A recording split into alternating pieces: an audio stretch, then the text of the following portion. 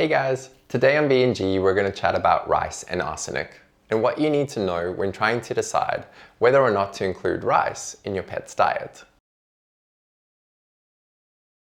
When most people hear the word arsenic, it typically incites a negative response and a feeling of having to avoid something harmful.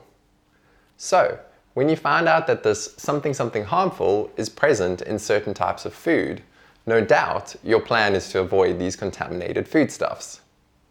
About 5 years ago, there was a lot of media attention around the topic of rice and arsenic. But where are we at now? Is it still a problem and something for people to be concerned about when it comes to what they eat themselves and what they choose to feed their pets? A recent study published in Frontiers reviewed the most salient concepts related to dietary arsenic exposure, with particular reference to arsenic in brown rice. Before we get into the study though, let's start with some of the basics.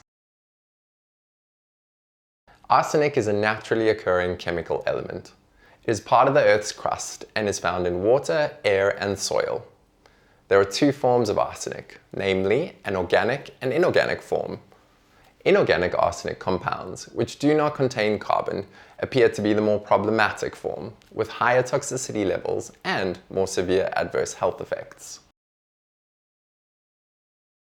Arsenic in drinking water is a particular concern, especially in certain countries around the world, like Bangladesh, for example. It may also be found in foods such as rice and some fish, due to its presence in soil or water. In other words, it gets absorbed by plants, and grasses like the rice plant are, unfortunately, pretty good at absorbing it. Because arsenic naturally occurs in the environment, it is not possible to remove it entirely from environmental sources or the food supply. It is also important to note that arsenic is tasteless, colorless, and odorless, which necessitates testing for both detection and monitoring purposes. The US Food and Drug Administration, or FDA, monitors and regulates levels of arsenic in certain foods. They prioritize monitoring inorganic arsenic levels in specific foods that are more likely to be eaten by young children, such as infant rice cereal and apple juice. Many people would have seen reports of arsenic exposure linked to skin, lung, and bladder cancer, along with type 2 diabetes, heart disease, hypertension, and even potentially certain neurological problems. Both short-term and long-term exposure to arsenic can cause health problems. Even at low levels, arsenic can interfere with the body's endocrine or hormonal systems. Long-term exposure to arsenic from drinking water and food has been linked to certain types of cancer and skin lesions. It is for this reason that arsenic is classified as carcinogenic and mutagenic.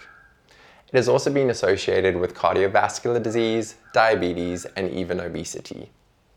Exposure in utero and during early childhood has been linked to negative impacts on cognitive development and increased deaths in young adults. Not much is known about long-term exposure to arsenic in either dogs or cats. Reports of arsenic toxicity or poisoning are typically acute cases with recent exposure to arsenic compounds in substances like pesticides and baits and wood preservatives. Most of the clinical signs seen in these cases relate to the gastrointestinal tract and cardiovascular systems, including diarrhea, which may be hemorrhagic, abdominal discomfort, dehydration, and weakness, just to mention a few. While there is much to be learned about the effects of long-term exposure to heavy metals such as arsenic, there have been several studies that have looked at the concentrations of arsenic and other heavy metals in commercial dog foods. While these studies have shown commercial dog foods to be safe for chronic consumption, the concentrations of heavy metals are heavily dependent on the primary protein sources used in the diets. Red meat and fish-based diets had higher arsenic content than poultry-based diets.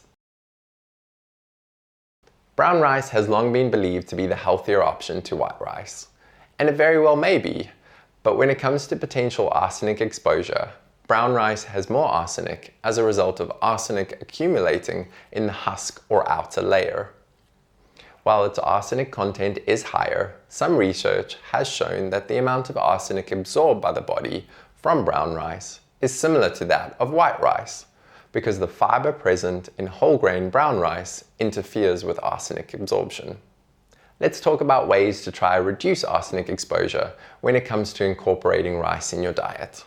Brown rice is nutritious, so consider feeding it as one of the carbohydrate sources in your pet's diet, but perhaps not the sole source. An example of a type of rice that is lower in arsenic is white basmati rice.